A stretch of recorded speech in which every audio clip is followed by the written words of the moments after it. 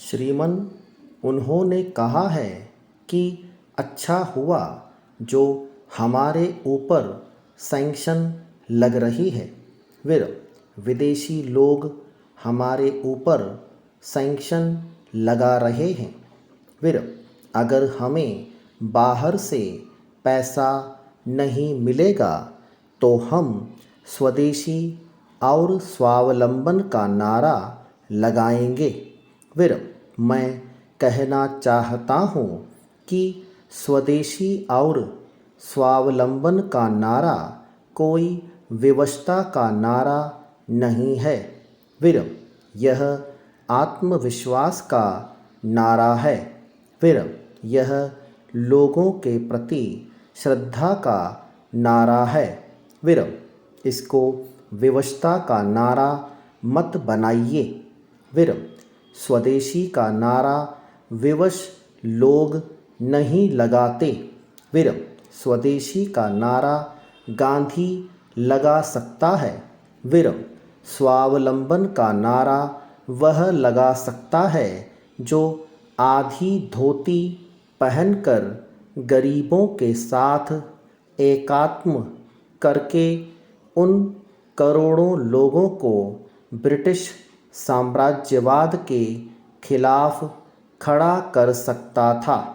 फिर दोनों बातें नहीं चलेंगी।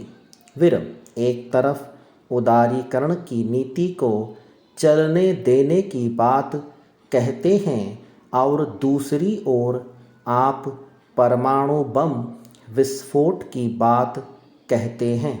फिर आप अमेरिका का मुकाबला करेंगे या दुनिया के बड़े देशों का मुकाबला करेंगे और विश्व बैंक को चुनौती देने की बात करेंगे और अंतर्राष्ट्रीय मुद्रा कोष की कोई परवाह नहीं करेंगे तो कैसे काम चलेगा। फिर एक और बम विस्फोट और दूसरी ओर उदारीकरण की नीति, ये दोनों बातें कैसे साथ चलेंगी। फिर यह किस राष्ट्रनायक की भाषा है। चिन्ह अगर आप जानते हैं कि हम बम विस्फोट कर रहे हैं, दुनिया के लोग सैंक्शन लगाएंगे तो उदारीकरण की बात छोड़िए। फिर तमाम दुनिया के देशों के सामने अपनी परिस्थितियों को रखें, अपने दृष्टिकोण को रखें, देश के लोगों को तैयार करें। फिर हमारे मित्र ने अभी बड़े ज़ोरों से कहा था कि अगर परमाणु बम विस्फोट के कारण हमारे देश पर सैंक्शन लगती है तो हम आपके समर्थन में खड़े हो जाएंगे। फिर कहाँ खड़े हो जाएंगे मुझे मालूम नहीं। फिर श्रीमान, उदारीकरण आपकी ही सरकार ने स्वीकार किया था। फिर उसका फल भुगतने के लिए देश तैयार है।